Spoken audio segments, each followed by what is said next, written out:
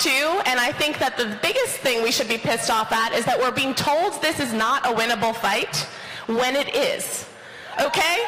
The reality is that the way this is being broken down is into hysteria and inevitability. The hysteria is telling us that Brett Kavanaugh is not going to overturn Roe v. Wade when he comes off of a list of people who will do exactly that, and when the president promised to nominate someone who would overturn Roe.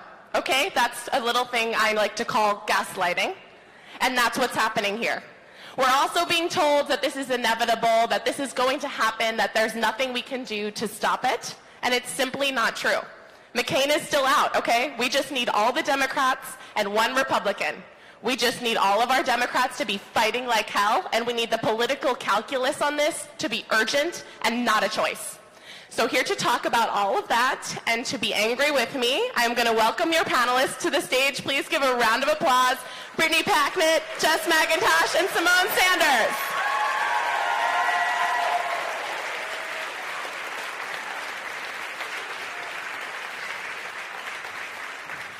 All right. This chair is for folks with little booties. Simone, do you want to introduce yourself to the crowd? Greetings, I'm Simone D. Sanders, and I do not have a little bum. I am a CNN political commentator, and I'm a Democratic strategist, and I'm so excited to be here with We Demand Justice, NARAL, and Planned Parenthood, and these very badass panelists to talk about the issues and get folks more fired up. So thank you for having me.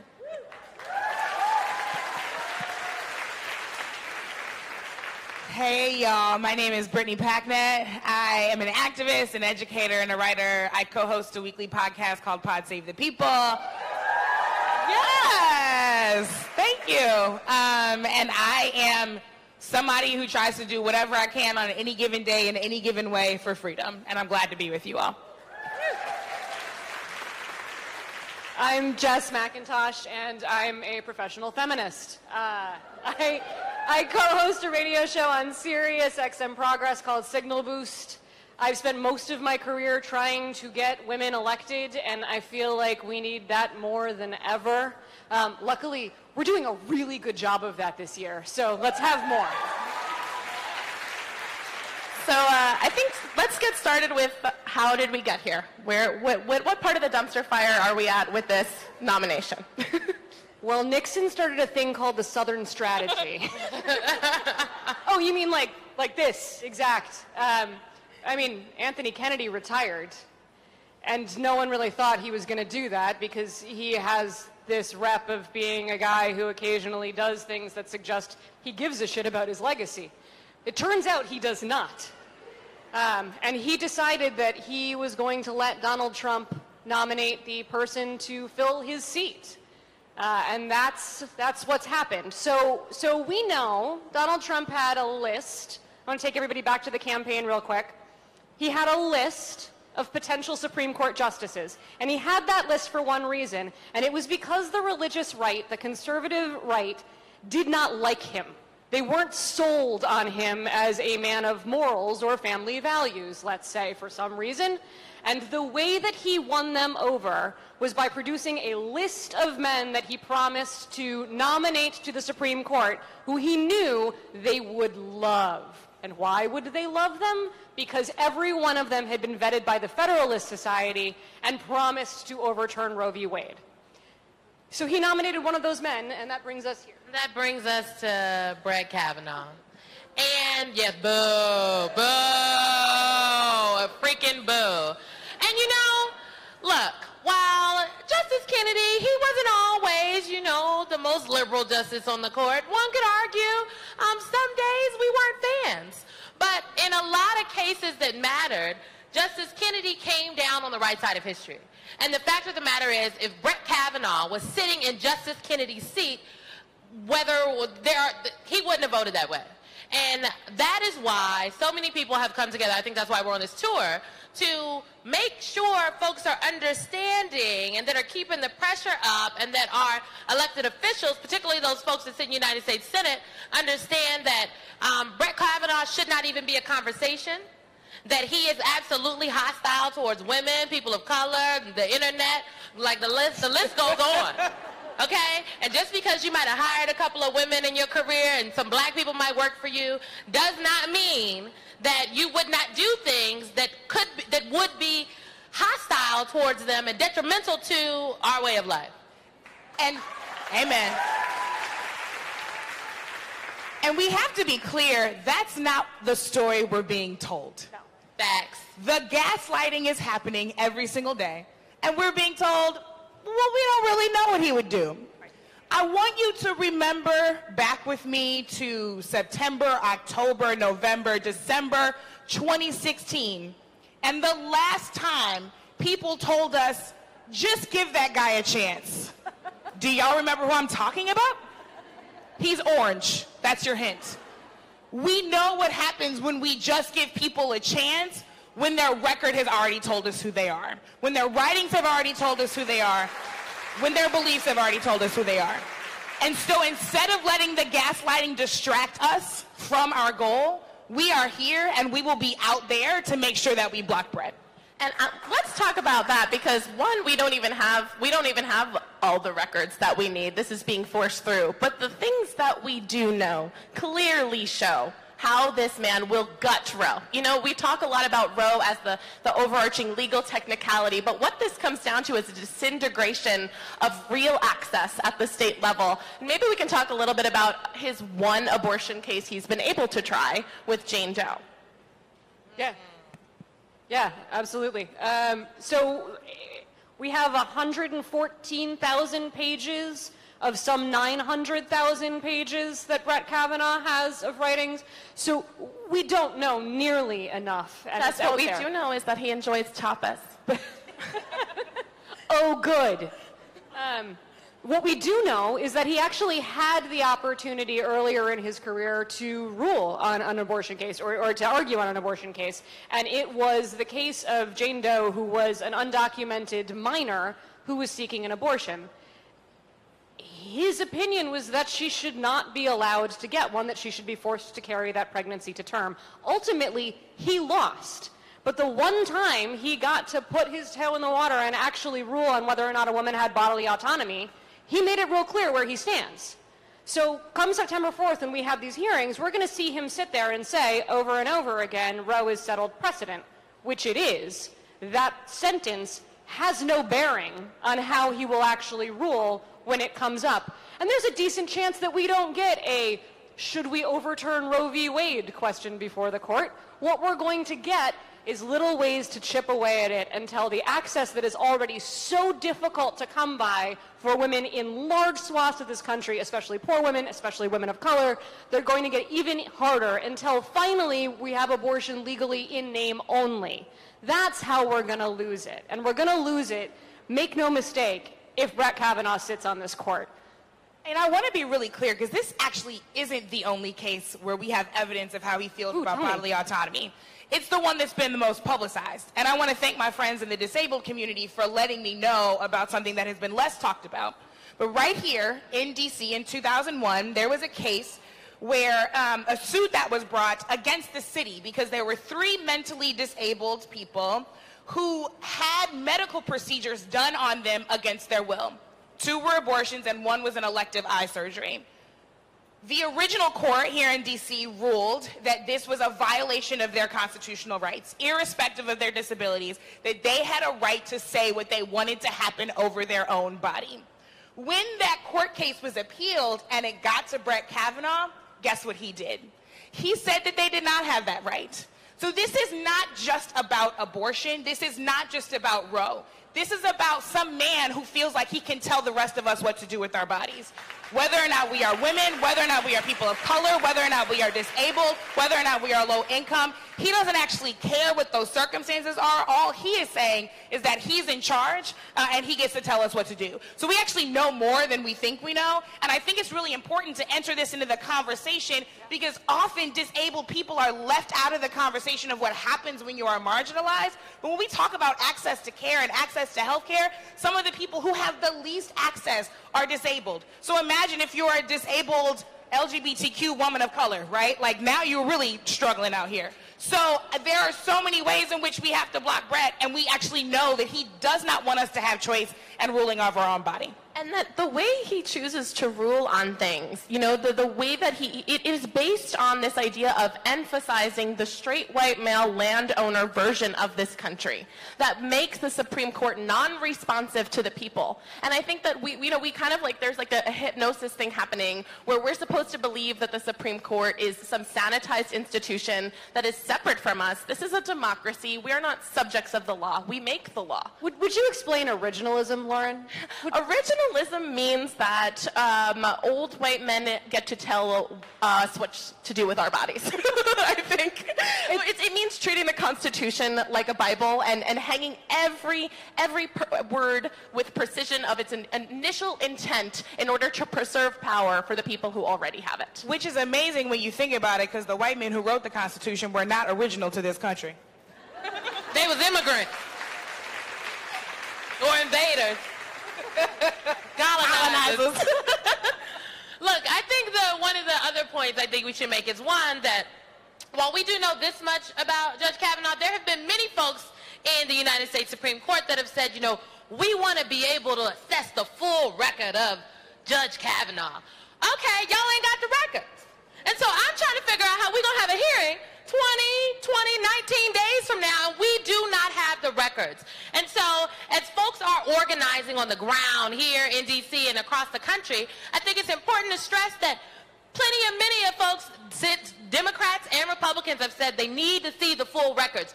The Republicans in the United States Senate are keeping the Democrats on the Judiciary Committee from getting the records, and we need to see the records. Secondly, abortion is health care. Abortion is absolutely health care. So what we are talking about is the ability for anybody, whether they are a woman, a man, whether they are transgender, non-conforming, LGBT, we are talking about the ability of folks to access the type of health care that they need. And for some people, abortion is the type of health care that they need. And I'll be damned if a bunch of white men decide the type of health care that I'm going to get. You know, Simone, you made a comment on another panel that I'm pretty sure with Elena and Sonia, we had napkins that they had written notes on. They were looking for Sonia Sotomayor's napkins that she wrote on in college on the back alley street that she might have thrown away in the trash can one day when she thought she might want to be a judge. And guess what? They found those napkins, presented them to the United States Senate to assess her record. Why are the rules different for Brett Kavanaugh? And because we're supposed to believe that they're just going to send someone else up, and so we should just accept like a Pez dispense. This is just going to be a Pez dispenser of demons. I want to jump in on the second lie that we've been. Pez dispenser of demons is just basically everything that's happened since November 2016. Because Pez doesn't even taste good. So first lie is that we don't know what Brett Kavanaugh is going to do on Roe v. Wade. First lie. Second lie is that we can't stop him. We can stop him. Brett Kavanaugh has the worst polling numbers among Americans of any judicial nominee to the Supreme Court ever. Worse than Bork and Harriet Miers. And Bork and Harriet Miers did not make it on the court. So we can do this. He's sitting there at 15%. You know what has a lot more support than 15%? The Mueller investigation. So there are more of us than there are of them, like a lot more. You don't get to 15% with just the diehard liberals getting angry. I'm going to assume that it's just the diehard angry crowd that's in here right now, and that's fine. You all need to know that you are the center of this resistance. This is absolutely possible, but only if every single one of you work your asses off until we defeat Brett Kavanaugh. So there are enough of people out there who are ready to hear what you have to say, but you all have to do it and organize right up until the day that we vote, and then we'll take on the next Pez when we have to. Because we don't just need the Senate Democrats to be a no. We need them to be fighting like hell. I mean, there's plenty of ground to stand on in this fight, not having the records alone. I mean, there's so much we can talk about here, the other reasons why he is a dangerous nominee, but this is not just a matter of they're going to raise their hand and they're going to vote no. I want Elizabeth Warren level energy from every Democrat on the Senate.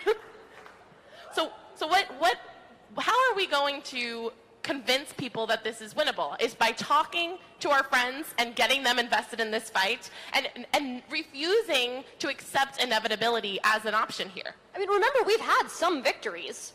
Like, we stopped the repeal of Obamacare. We did that.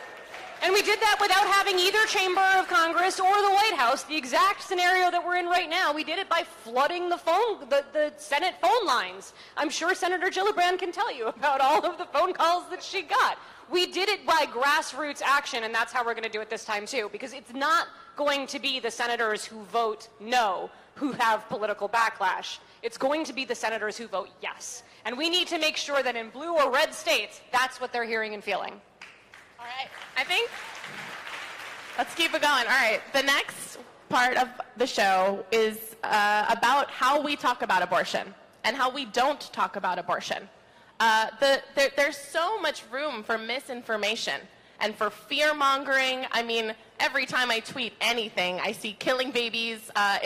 This just pops up like a Bosch painting of anti-intellectual bullshit.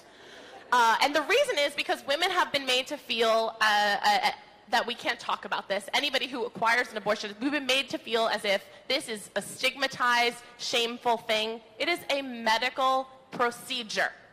And 1 in 4 women will have had an abortion by the time they're 45. I mean, I'm sure everyone in this room knows this on some level, is aware of this, is comfortable with this. But when you're talking to people about abortion, tell them that they know somebody who has had one. This affects not only the person having the abortion, but the people in their lives and the people around them and their communities. This is about everyone. And we cannot allow this to be something we are silenced on anymore. And to that end, we have a story here tonight from my new friend, Brittany, who looks absolutely incredible and is wearing this amazing dress. Please join us on stage, Brittany. Come through, Wedge. Give it up for Brittany, everyone. It's a whole look. Thank you. I'm going to pass you the mic. Hello, everyone. My name is Brittany. I am a D.C. resident, however, I'm from Baltimore, Maryland. Baltimore has the 8th highest incident in the country of STDs. Pair that with a huge population of Catholic followers who have their own views on reproductive health and reproductive health justice. I grew up in a 2-parent household, which instilled the values of family planning and financial stability in me. I also attended a single-sex high school, Catholic high school, in which I learned about femininity, purity, abstinence, and STD awareness.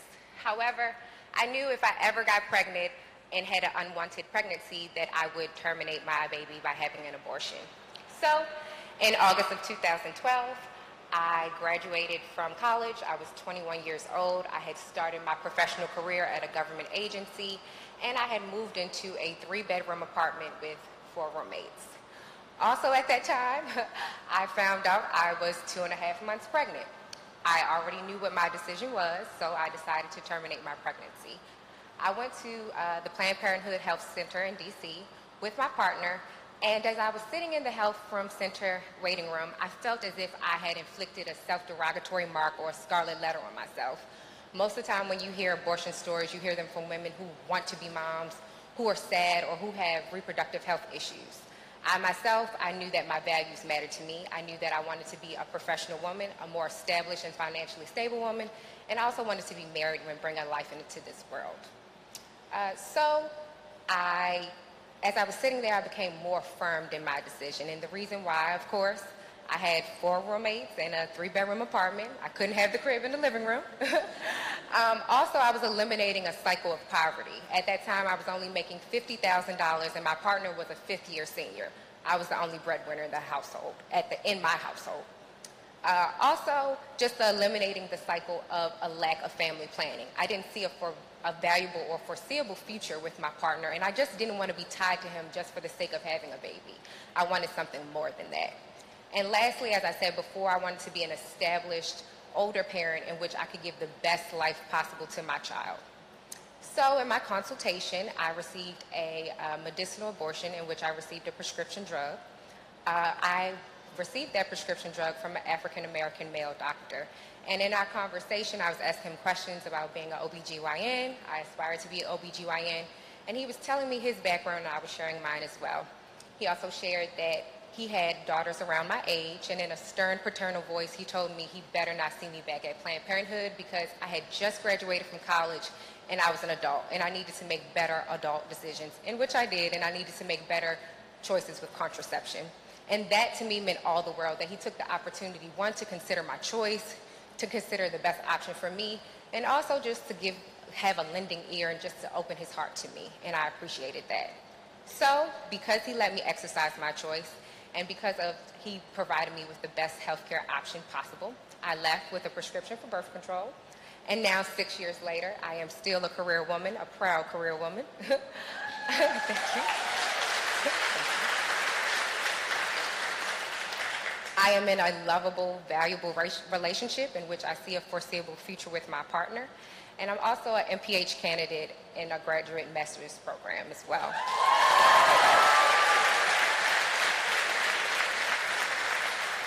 So because I exercised my choice and had the best healthcare delivery option possible, I was able to live a viable life now. So what's at stake if Brett Kavanaugh is nominated?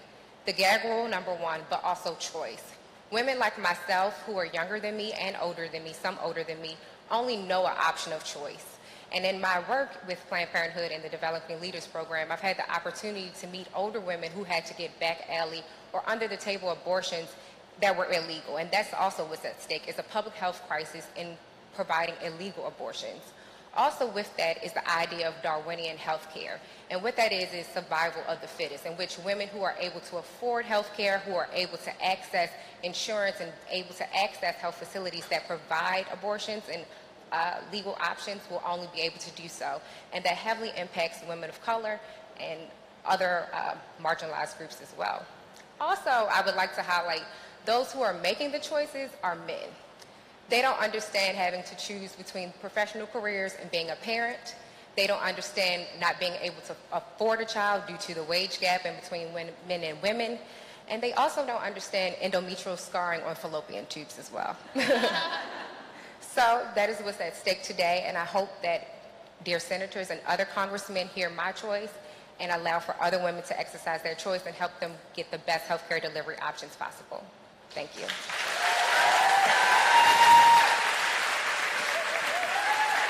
Keep it going for Brittany, everyone.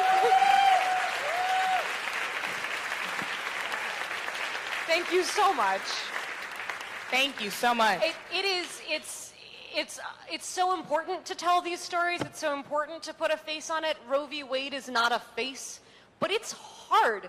Like, this is an unacceptable emotional labor to ask people to stand up and talk about an intimate decision. It sucks that this is something that we need to do in order to have this fight. But if we don't, the only stories that get told are the ones that the other side makes up.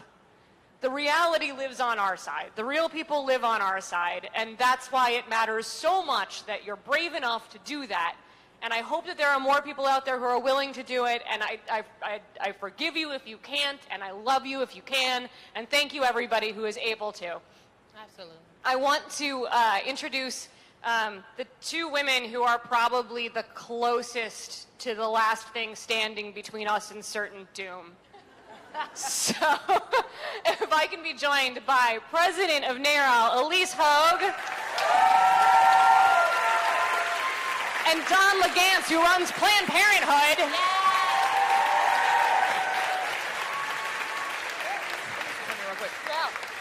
But before we chat it up with these heroes, I want to address something because, A, thank you for your bravery, Brittany. Also, you have a beautiful name.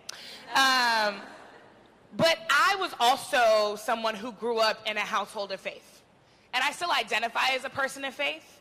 And people ask me all the time why I commit myself to the work of ensuring that women and all people maintain their bodily autonomy. People ask me all the time, how can you be pro-choice and a person of faith?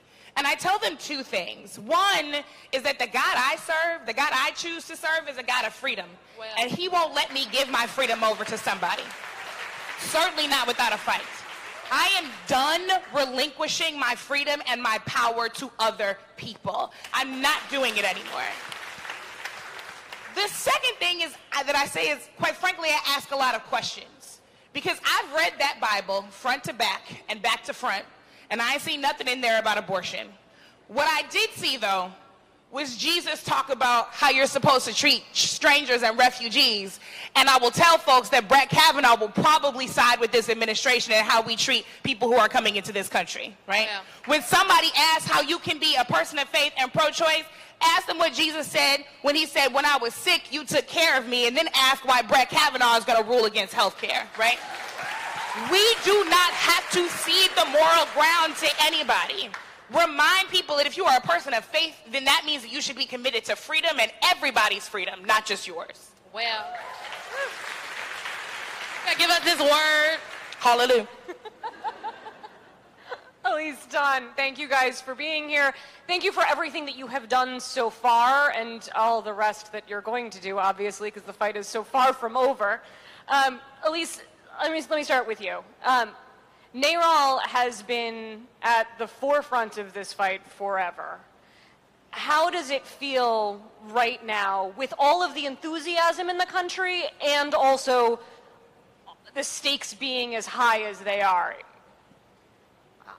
It feels surreal. It feels like, as someone who has dedicated my life to social change on a lot of different fronts, including reproductive freedom and justice, that this is a moment where the work that we do together can have a fundamental material and tangible impact on the future of my children and the future of all children in this country. And I'm really moved by a lot of what you guys said in the first segment, because what it feels like to me is we are at a choice point. And the choice is whether we are going to internalize what has been a right-wing talking point for a very long time, which is the inevitability of their control and their power, versus our willingness to suspend any insecurities we have, any concerns we have about our own power, and step up and recognize that collectively we have a gift that we can give right now to ourselves, but to people in this country for decades to come. And that terrifies them, because they know if we fight, we win. And they are depending on the idea that they have gotten so deep in our psyche that we are not going to believe in ourselves. And that's what it comes down to. And I'm kind of obsessed right now. I think Jess knows this, and people I talk to regularly know this. I lay awake at night and think there is not one single thing that I want to think 3 years from now, if voting rights are being gutted, if women are being criminalized and put in jail for having abortions. I don't want to think I could have done one more thing, one more call, one more friend, one more march, one more action. That is not where I want to be. So it is the moment. It is a surreal moment for all of us. Like, I really think we have to grapple with not just owning this moment, but owning the domino effect of this moment for decades to come, and recognize the inconvenient truth that we are the ones we are waiting for.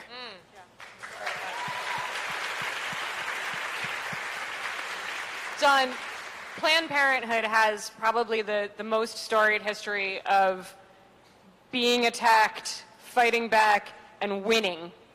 So how do we do it this time?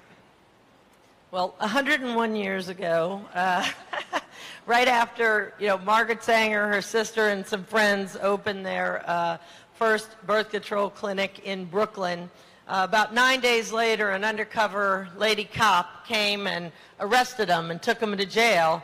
And they started teaching the other people in jail about birth control, and a movement was born. So, I do think that what we have to do is draw on the great reserves through all of our history and through all of our movements, and see, as Elise and others have said, that we have a shared destiny at this moment.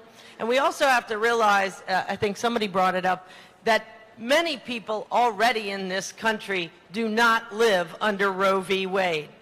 Right? I think I was thinking about this while Brittany was talking. When I was 19, I grew up in Louisiana. I had an abortion. And when I went I had a lot of things on my mind. How was I going to pay for it? I was thinking about my, just ended relationship. I was thinking about how much class I was going to miss. I was not thinking about mandatory ultrasound. I was not thinking about 72-hour waiting period. I was not thinking about all of the other rules that they do to torment abortion providers and make their lives and patients' lives miserable and unsafe. And you know what? Just a few years ago, there were 11 abortion clinics in Louisiana. Today, there are 3. So we have got to stop this now. And that is what we are going to do. I think, some of the idea of Roe is we have this stamp on this thing that it's legal and it's good, and it is in name only. And I think what we look at is certain states where there's 1.5 clinics. If you have to drive 200 miles to get there, you have to take off of work and you can't, you have to get someone to watch the child you already have and you can't, that woman doesn't have a real choice. And there are many states already in the landscape before we even are talking about Kavanaugh where a wealthy woman has a choice and a poorer woman does not. Can you both talk a little bit about the difference between real and legal access as it already is disintegrating rights at the state level? Yeah, I'm from Texas, and I always feel like we were kind of, ground zero for ways that you can remove all sorts of rights from people who don't have institutional power or economic power. But, I think it's really important that we recognize the real history. Roe came down in 1973. In 1976, the Hyde Amendment was passed, which said, you know what? You don't have money, you don't have a right. That's not the way that works. Right? And so once they sort of took out an economic protection for women to be able to be treated as agents of our own destiny, they started to think about what else can we do. And I'm going to leave it to Dawn to talk about specifically what affects the providers because that's their business. But I want to really talk about how they try to get at us psychologically, right? There is a whole suite of laws that serve zero purpose except to shame and humiliate women for trying to take agency over our own lives. Those are the mandatory ultrasound laws. Those are what we really sanitize by calling bias counseling laws, which should be like, I'm going to make your doctor lie to you laws, right? Those are waiting periods, which is so friggin' insulting, that the idea that women cannot make as though we walk into a clinic having not thought through one of the most important decisions we might ever make. It's all designed around shame. And, I've said this publicly before because I think it's really important. I've spoken openly about my own abortion, and then I spoke publicly about miscarriages that I had when my husband and I were trying to start a family. And what really clicked for me is the shame that I was meant to feel around my abortion, I also felt around my miscarriages. And all of a sudden I realized that's this friggin' patriarchal structure making me feel like I was put on this earth to do one single thing. And if I choose not to, I'm suspect. And if I can't, I'm a failure. And those laws have to go. That mentality has to go. It's all got to go. Well, and I would say that the thing we also have to focus on, though, because it is easy to focus on all of the bad things and what has happened over the years as our rights have been chipped away. But I have to say, since November of 2016, we have had 2 million more people join with Planned Parenthood. 350,000 of them 15 to 21 years old who have joined the Planned Parenthood movement, and all of the organizations are seeing that. And so I just think we have to also focus on the power we have, what we brought to the fight, as you said, to beat back the attacks on the ACA. Paul Ryan said that Planned Parenthood was going to be defunded within 30 days, and 20 months later, 8,000 people still walk in Planned Parenthood doors each and every day in this country.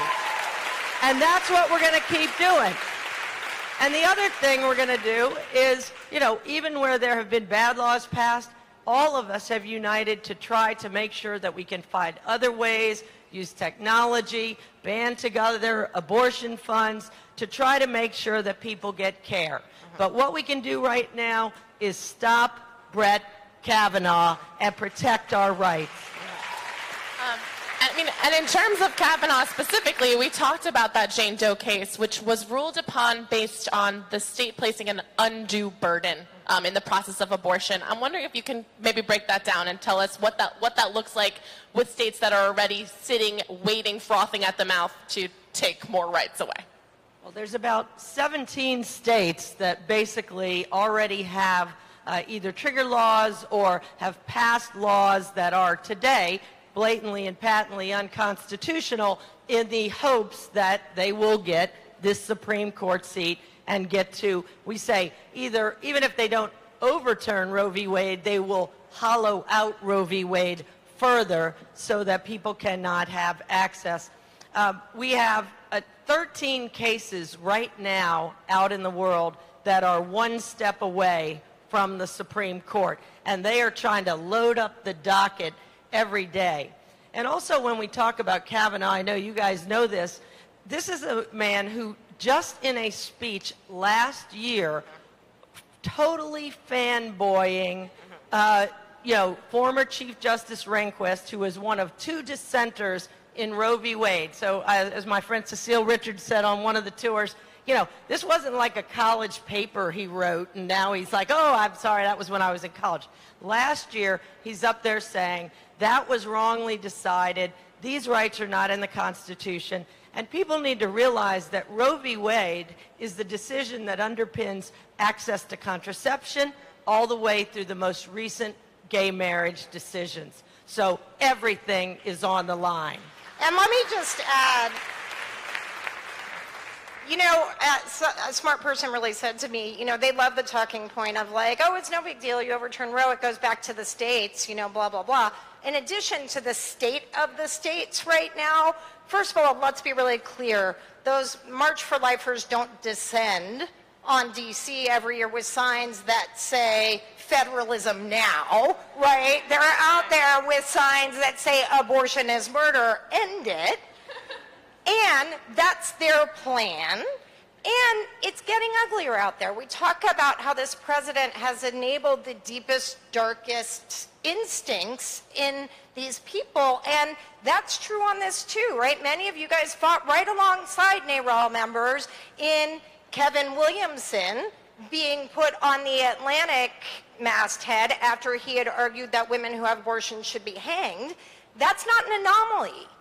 The GOP majority leader in the state of Indiana has argued for capital punishment for women who have abortion, and 20 state legislators in Ohio are signed on to a bill that would require women to have the death penalty who have abortion. So they are on a mission. It is an unpopular one. Our job is to expose what they really want, and that's how we win people over and mobilize and stop this thing. I wanted to ask you one final question. Elise, you've been an organizer for a very long time.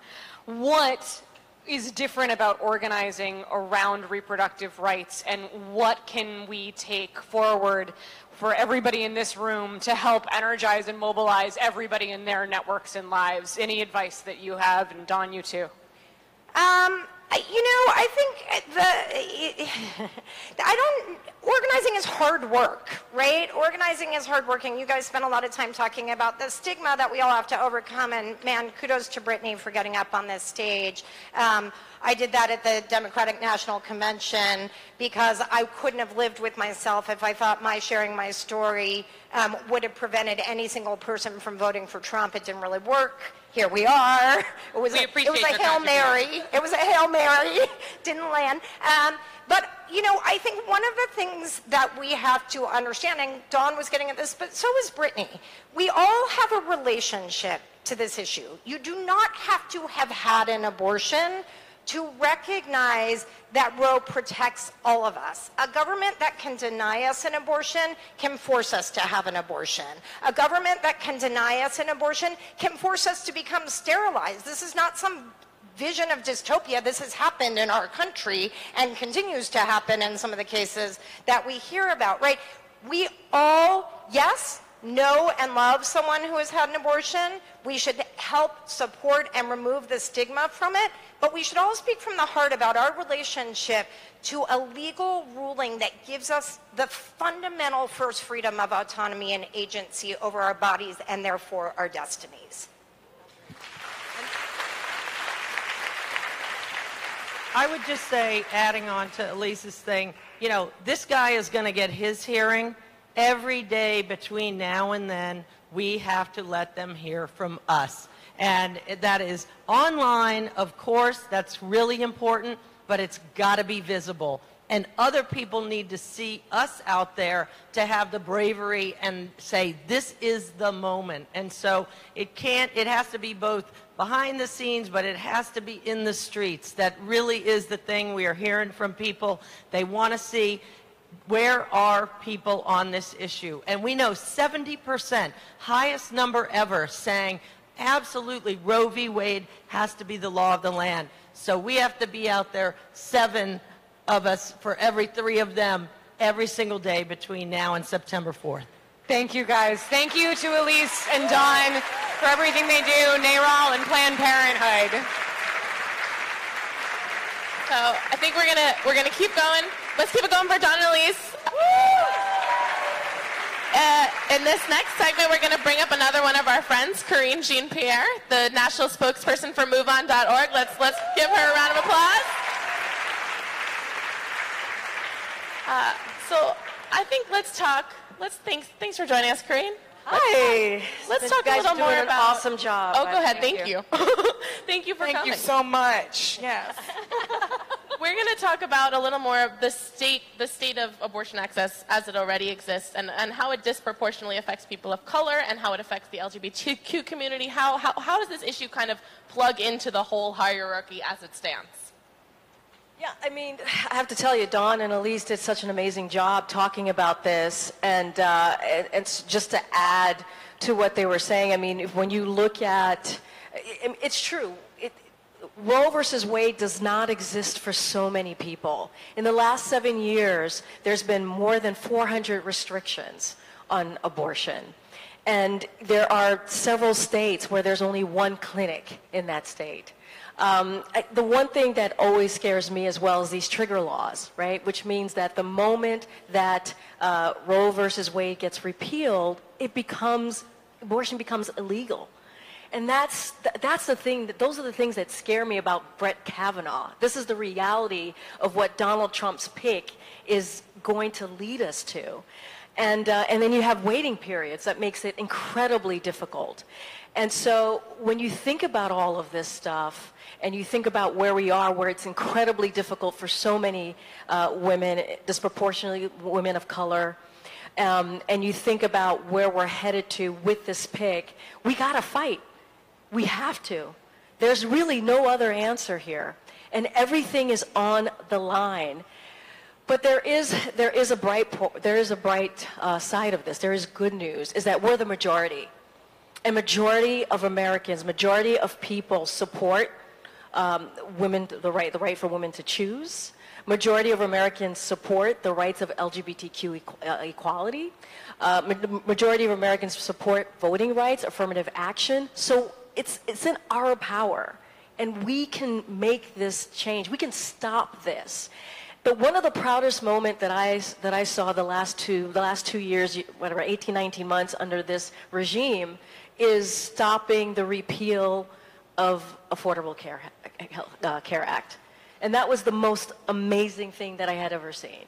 Because people got together, and I worked with Move On and worked with other allies, and we just got out there every day, protested, make sure our members called. We kind of broke the line at the U.S. Senate, and we said no.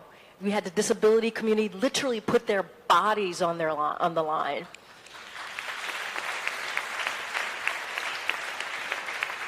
And we can do that again. Because like I said, everything's on the line. Yes, abortion is on the line. Voting rights is on the line. LGBTQ rights is on the line.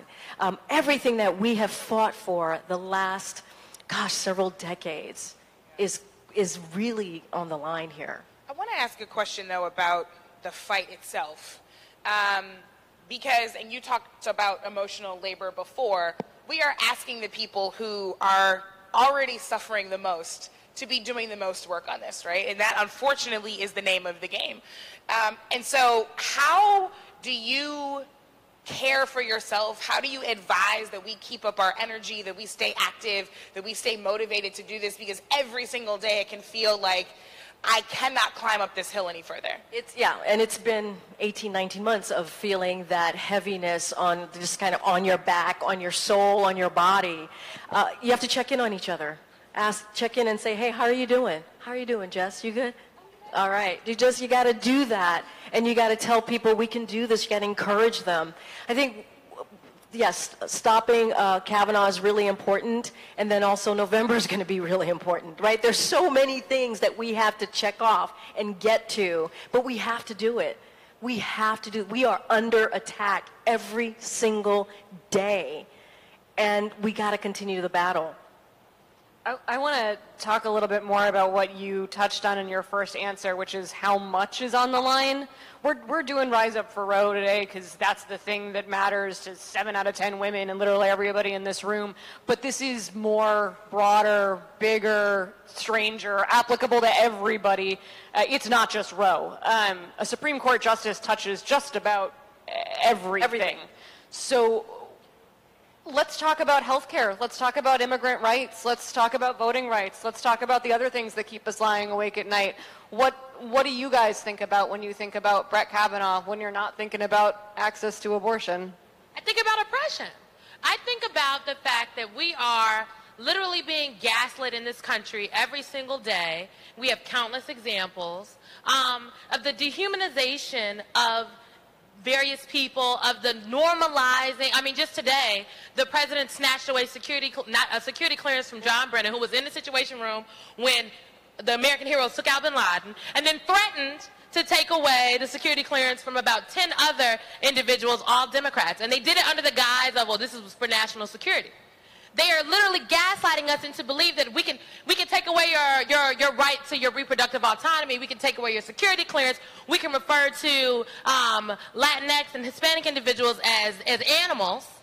We could call a black woman a dog. Like the dehumanization of people and the normalization of the craziness is what I think about when I think about this, because that opens the door for deeper oppression. Because if you're okay with putting kids in cages, what else are you okay with? If you're okay with denying if you're okay with denying rights to women, to poor people, like what else are you all right with? We like 2 steps from the Handmaid's Tale, y'all. I'm not kidding. And folks think it's funny. People think that it's hyperbole when I'm like, people are dying and will in fact die. Before Roe, it was black and brown women that were losing their lives. Right now, like what? Did y'all see the cover with Beyonce? The Vogue cover? Who ain't seen the cover? Shame. Shame. Okay? Beyonce is on the September 2018 cover of Vogue looking flawless. And she did an interview in her own words. It wasn't even an interview. She wrote it. It was like, this all y'all getting. And in the interview, Beyonce talks about how tough her second pregnancy was and how she had toxemia and how she struggled to bounce back. Serena Williams talked about in a CNN op-ed about how she nearly died after giving birth. Serena and Beyonce, I would venture to say, can afford the best health care money can buy on the planet. There are so many black and brown women in this country that do not have access to the type of health care Beyonce and Serena have, and they are actually dying. Yeah. So when I think about this, I think about all of that. I think about how this is opening the door to really, one day we're going to wake up and we're going to be living in 1984, the book. Yeah. And I don't know what to do. They're going to come get me first, I'm sure. I mean, just to double click on this point, right? There are so many ways in which what I think about is the deep offense that I take to everything that's happening. Because in 1973, right before we got the Roe ruling, 90% of the women who died from illegal abortions in New York City alone were black and Latinx. 90%. So when Simone and I are talking about our risk, it is not hyperbole. 90%. And I'm insulted by the idea especially as a black woman, that you could use my ancestors for their free labor, use my ancestors' bodies to breed your children, then tell us to raise those same children, breastfeed those same children, and not be able to actually mother those same children, right? Then be paid to be your domestic labor while you went out there and fought for feminism that didn't even include us. Well. And then have the audacity to come back here and tell us that one of your folks doesn't even have to give us his whole resume for a lifetime job. I think about my deep offense. You better preach, Brittany Packnett. I think about how deeply offended I am. You want to tell me that if somebody were applying for the custodial staff of this building, we would know every Facebook post they ever wrote, everything they ever retweeted. We'd probably know their blood type, right? We'd know half their family history. We would know a whole lot about somebody who's not taking a lifetime appointment to set the course of the American future. And so I think about not just how quickly we can return to a deeply oppressive state, and let's not pretend like that didn't exist before, right? Yes, The Handmaid's Tale sounds like it's completely dystopian and impossible, but not only are we close to it happening again, it had happened for a long time in different ways. So not only is that possible, but we have to recognize that we should all be deeply offended and tell every single person that is responsible for this that they dare not have the unmitigated gall to tell me that we have to approve somebody for a lifetime job and we can't even see their whole resume. Amen. Brittany Packnett better give us his word today. And the way he is being presented, I mean, it's like, he's a good and decent man. I know him from the carpool. He might take away all our rights, but he's Coach K. Like, it's properly insane. The family man. I mean, can we, and then, I know Jess has some things she's fired up about on his record. The thing that I'm fired up about is the reason I think why Donald Trump picked him out of that whole Federalist Society approved list. Oh, yeah. Because I don't honestly think that Donald Trump gives a shit about abortion. I don't think he has any principles about anything, period. He's happy to just chuck them all over to get power. The reason why he picked Brett Kavanaugh is because Brett Kavanaugh was the one on that list who thinks that a president is above the law. Right. He's the one who's on record saying a president should not be indicted, cannot be investigated, doesn't have to follow the laws he doesn't want to follow, and if anybody is going to call the Mueller investigation unconstitutional, and the Supreme Court might have to rule on that, hopefully real soon, it's going to be Brett Kavanaugh. That's why Donald Trump decided to put him out of all of the other anti-abortion, anti-woman, anti-immigrant, anti-LGBT, anti-black candidates he could have chosen. So that scares the crap out of me, because that guy gets to decide whether or not Donald Trump is ever going to be held accountable. Brett Kavanaugh was interviewing for that, right? He said He knows. He knew exactly what he was doing when he made those Cogent statements. substantive arguments are not the way to win over Donald Trump. There you go. And some of this also, when they discuss it, there's little code words for the things he's going to be doing. And I mean, it's something we brought up a little bit earlier, is that the idea of settled precedent. What the fuck does that mean? The Supreme Court is the thing that sets precedent. So he had to respect precedent in the past. And that's their way of saying that he is going to repeal this. There is so much about this that we are being told that this fringe conservative activist is like a standard appointment. I think that people should remember, when folks say that, I think about the Voting Rights Act. And I think about how for so long the Voting Rights Act was quote-unquote settled precedent, right? And then, in 2013, the Supreme Court gutted Section 5 of the Voting Rights Act, and it opened up the door for states across the country to not have to have any changes in their voting laws approved by a higher entity. So that means from Texas all the way up to Alaska, they can make changes. And since 2017, I think it's more than 40 states have introduced well over 150 laws on the books to curb access to voting rights. It's voter suppression, whether it's voter ID, whether it's closing DMV locations. So they gut the law. That is how this happens. So this has been done before. Yeah. And they gut the law to hurt whom? To hurt black people, brown, matter of fact, anyone of melanin, right. And anyone of a lesser socioeconomic status, basically anyone that is not a cisgendered white man in America. And I say this all the time. Under Trump's America, if you are not white, straight, if you're not white, straight, and privileged, you're just not, and male, you're just not going to survive here. You're just not going to survive. Fuck white men. Let's move on to the next segment. Yeah. Sorry, just kidding. Thank you guys for coming. Okay. Do you have one more point you want to make? No. Okay. I appreciate all the white allies and accomplices. And the male allies. Thanks for helping us push this boulder up the hill. Karine, thank you for joining us. Thank you so much. Thanks. In the next, we have a very special guest now coming.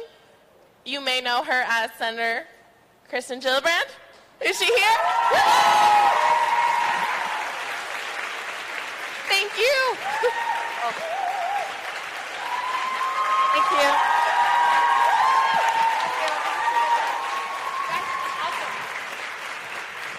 Hi.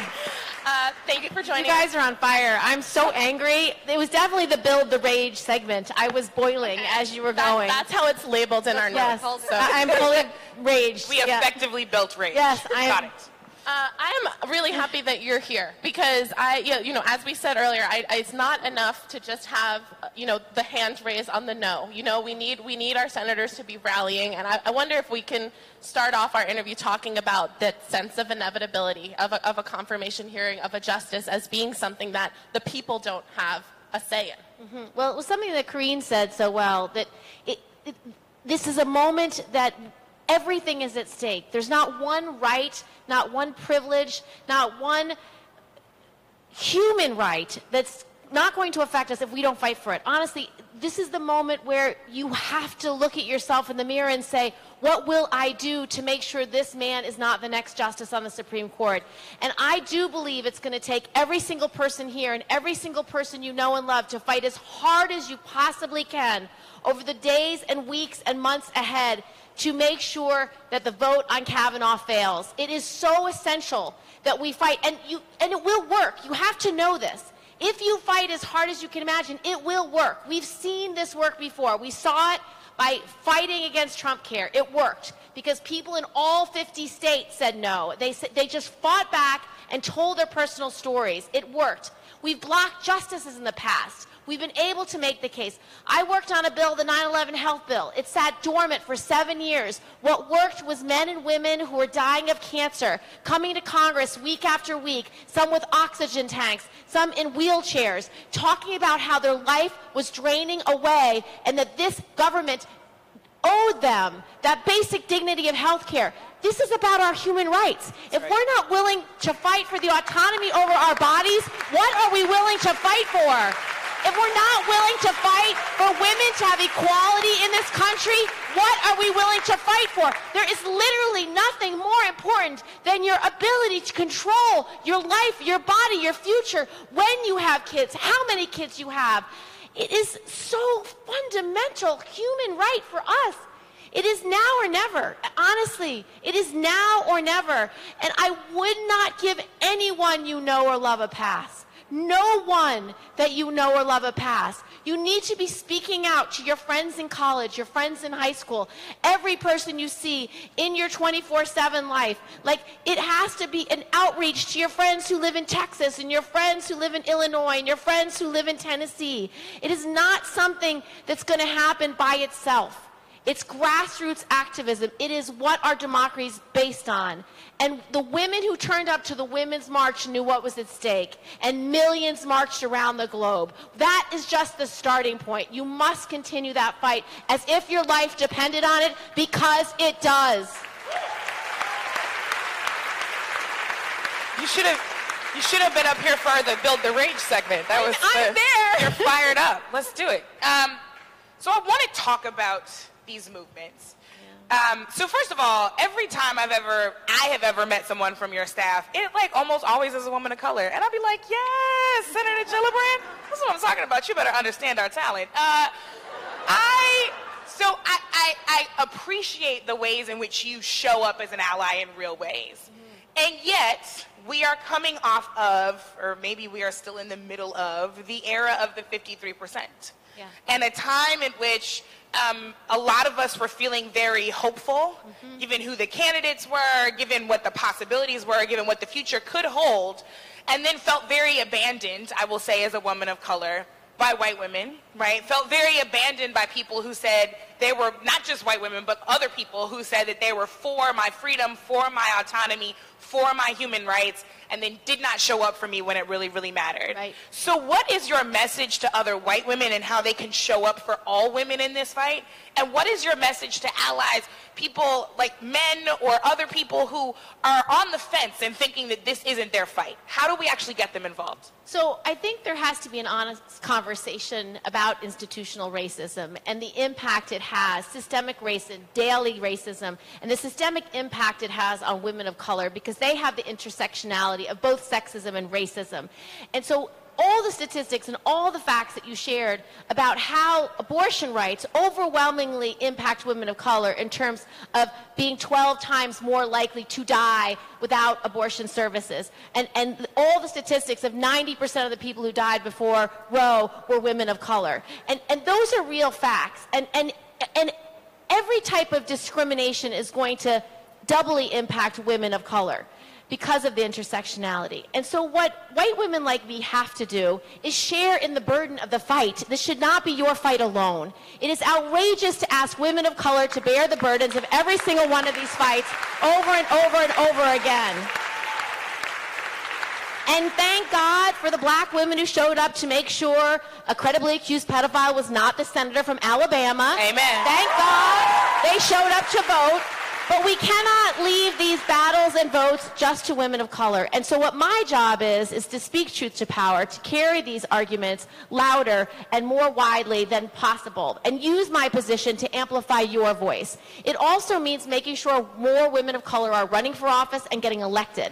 And so a lot of what I do through Off the Sidelines is making sure women of color candidates run, and that when they do run, that they win, because they need the seat at the table. It means supporting people like Donna Edwards in a primary. Wow. It means taking the opportunity when you can to elevate a woman of color like Lauren Underhill outside of Chicago. She's amazing. And people like Lucy McBath outside of Atlanta. And Stacey Abrams to be the next governor of Georgia. So these women need to be elevated so they can have the seat at the table, because you can't look at a woman in the eye and tell her you have to bring a baby to term if she's a woman of color and might die in that childbirth. The fact that you are more likely to die as a black woman in childbirth in this country than like something like 30 other countries is outrageous. And so these are the things that we have to elevate and carry so that it's all of our burdens. And I take that upon myself as my responsibility too. I'm wondering, we have a problem when women run for office, right? Which is that there are these very clever ways that the media finds issues with them. I know you're very ambitious. Yes. That's what they. I'm an ambitious feminist. You're really. Oh no! How do we untangle that? And as individuals, when we see this coverage of women, the women that are pushing through and running for office in big numbers, how can we kind of take that sexism and call it out for what it is when we're told it's about the particularities of individual women? Well, I think what's been happening, because so many women are getting involved in politics very intensely, is we are fighting back on that narrative. So anytime someone tweets out or posts something on Instagram or Facebook, when the sexism and the sexist remarks come, the great thing is there's a lot of advocates who are just pummeling back and just saying, you know, what you just said is so outrageous because A, B, and C. And so being very vocal, I think, is one of our responsibilities, using social media to our benefit, to call out instances of sexism and racism, and really being dogged about it, never giving up, never letting go, being very determined to make sure we keep holding friends and allies, but also opponents accountable every time they're using these phrases, these dog whistles. I mean, even the remark about Omarosa today, like, is so disgusting and so outrageous. We have to keep fighting back. And I think it's important because they want to demean women. They want to demoralize women. They want to devalue women. That is part of their goal. One of the reasons why they want to control our bodies is to devalue us, demean us, and demoralize us. They want to not just take away your abortion rights and criminalize your abortion rights, which they have done in 3 states already. They've given jail time to women who got abortion through the mail, through doctors. They have done it already. It's already happened in 3 states. And so they're going to keep criminalizing abortion. But they also want to take away your contraception. So one of the things that Kavanaugh said is he believes in the free speech rights of an insurance company more than your free speech rights. And if that insurance company wants to charge you more money because you're a woman, because of a pre-existing condition, that insurance company can. He does not believe that you have the right to make decisions about your reproductive future. He believes your boss does. If your boss has a religious view that you shouldn't take birth control, well, good luck under Kavanaugh, because he will take away those rights and your access to affordable contraception as well. And when 98% of American women take contraception and are going to be told, no, your boss is going to decide and when and how you're going to take that contraception, I think this is a war cry. This is the battle lines are drawn. I do not think women should sit still. I don't think men who love women should sit still. I think this should be all of our battles.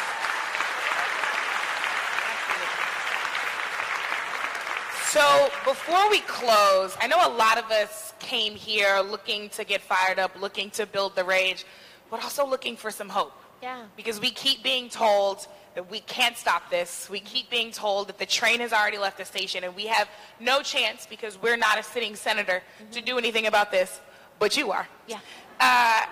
And so I want to know from you 2 things. Of what are you hopeful about? And what are you certain about?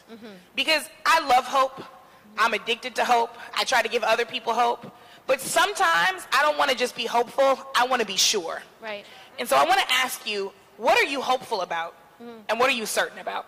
Well, I'm very hopeful about this. I'm hopeful about each one of the women that you've had on this panel, about how smart they are, about how inspiring they are, about how determined they are. They really are amazing women. And the fact that you have so many who are willing to fight this battle to the end, to the death, is really significant. What I know for certain is if every person here does not give up on this battle, I know we will win it. I know that when America rises up, when everyday people rise up and demand to be heard, demand to be answered and accountable to those they elect, we will win this. But it's going to take every person you know and love, every person you see in your daily lives, to care enough to make sure their mother, who's in a retirement community in some other state, also makes sure her senator knows it's not okay. You may not take away my reproductive freedoms. Every woman you know, every man you know who loves women must be speaking out as hard and loud as they possibly can from now until the vote. This should be a 50-state strategy. This is not about just a few Democrats and just a few Republicans. This has to be a 50-state strategy where every person is going to feel the heat of your anger, of your fear, of your outrage, and of your constitutional rights. These are your rights. They are trying to deny equality to women in this country. Make no mistake about it. They do not see you as equals. They do not see you as being responsible enough to make your own decisions about your own body. It's your health. It's your future. It's your family. So it's about you. Do not let this battle pass without fighting to the very end. And I know with certainty that if everyone here fights and everyone you know and love fights, we will prevail. Because that's what our democracy is built on. Yeah, Senator Kirsten Gillibrand. Yeah, do you want to do, I think we can have another few minutes if we can do a few more. I wonder also we do this. So we do this.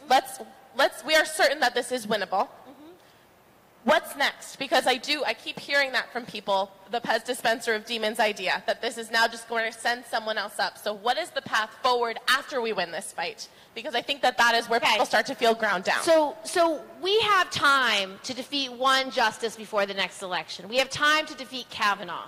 But we must flip the House and Senate. You must create a bulwark against this president that can stop what he intends to do. And so that means organizing in all 50 states to flip the House, flip the Senate. We only need 23 seats in the House. There's at least 50 in play. In the Senate, despite our map, we have 4 Senate seats that are open right now that are up for election that we can win. We can win Nevada, we can win Arizona, we can win Tennessee, and we can win Texas. So those 4 seats are vital.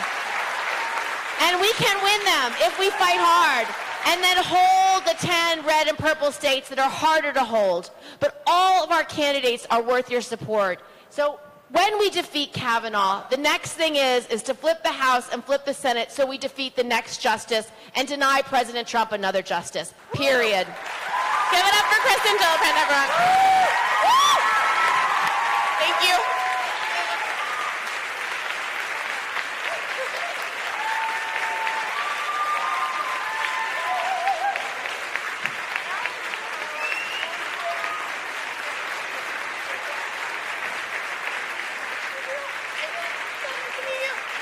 All right, for our last segment, we're going to bring Dawn and Elise. Kristen is not willing to leave. Okay, Dawn and Elise are going to come back up on stage. What we're going to just close out with is nailing down the actions we're going to take moving forward. What we've talked about here tonight, is just stay, Corinne. We'll share mics. We can do it. We've got women sharing microphones. We share. But what we've talked about here tonight is the way in which a Supreme Court pick can change the shape of American life. And what the weight of one Supreme Court justice is compared to individual voices is football fields worth. Now is the time to use those voices and to stand up. So let's drive this home and block Kavanaugh. So every day, think of the thing that you can do, whether it's calling your senator, calling a friend to call your senator, handwritten postcards, but 2 dates should be seared into your brain. Where did Senator Gillibrand go? I love that lady. As she said, this has to be a 50-state strategy.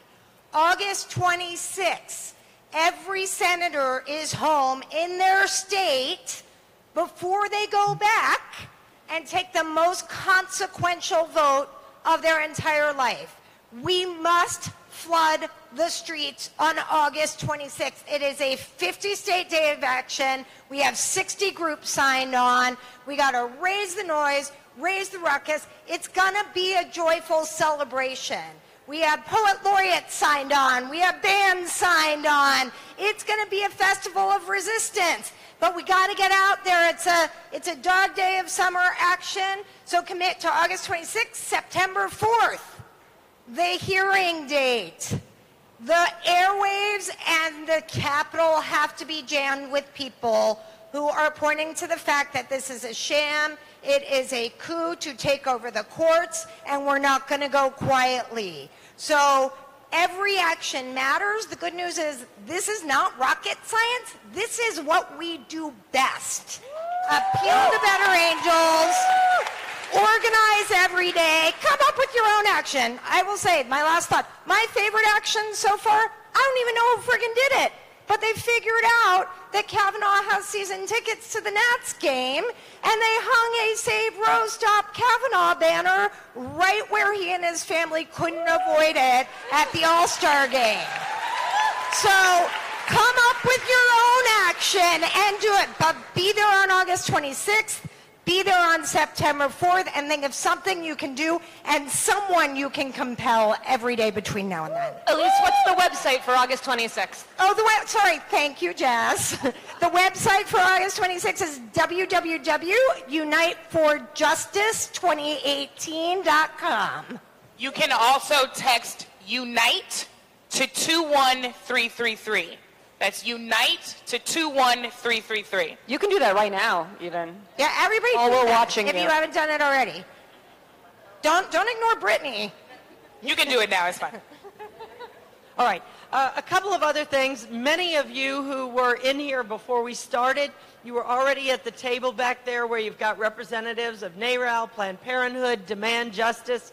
You can go over there and stop by for information. One of the key things, we're trying to make it really easy for people to tell their stories. And I don't mean just tell your abortion story, although that's a story you can tell, but about why Roe v. Wade is important to you and why your rights are important to you. And that is dearsenators.org. And we are making it super simple for you to get your story right to the senators who need to hear them.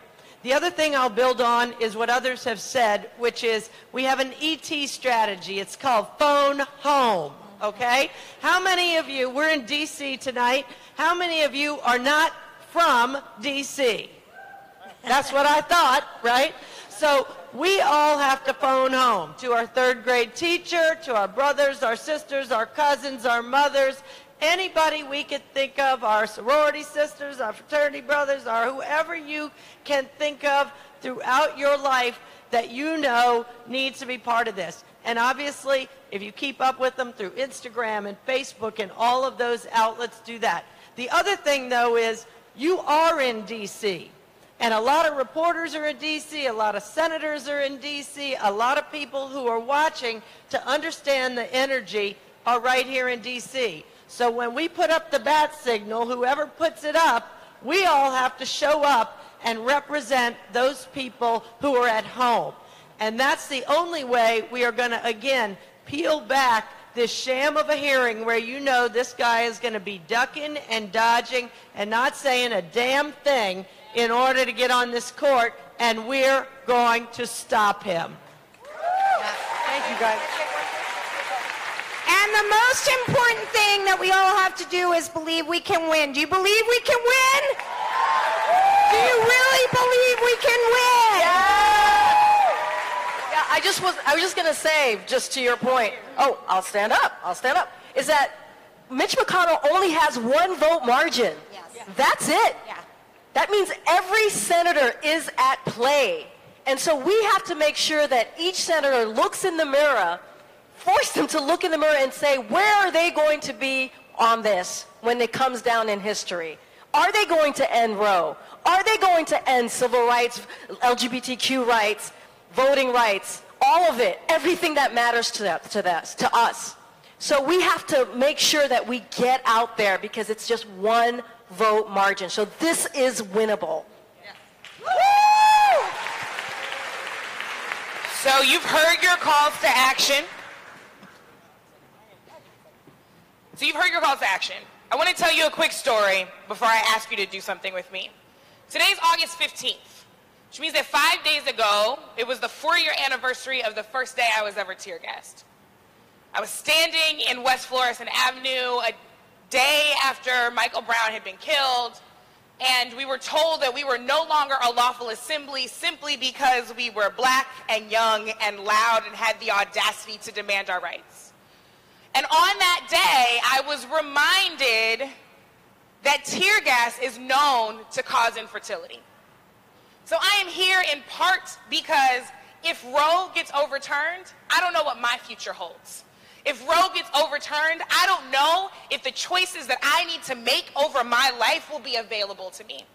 But I'm also here because every single kind of freedom that we need and that we deserve is at risk. Make no mistake about it. And just like we were fighting for every single freedom on the streets of Ferguson, we are fighting for those freedoms right now. And so I want you to stand up. That wasn't a suggestion.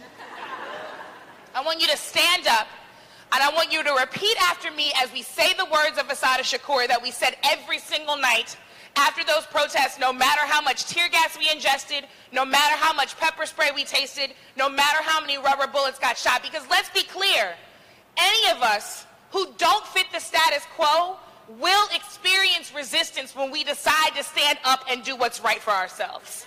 So you can expect pushback. You can expect this to be hard. You can expect to lose some friends. You can expect for people to keep pushing back against us. And yet, we will continue to fight for our freedom. So when you get worried, when it gets a little tough, when it gets too difficult, I want you to say this. Say, it is our duty to fight for our freedom. It is our duty to fight for our freedom. It is our duty to win. It is our duty to win. We must love and support one another. We must love and support one another. And this is the most important part. We have nothing to lose but our chains. We have nothing to lose but our chains. So this time, say it like you mean it. It is our duty to fight for our freedom. It is our duty to fight for our freedom. It is our duty to win. It is our duty to win. We must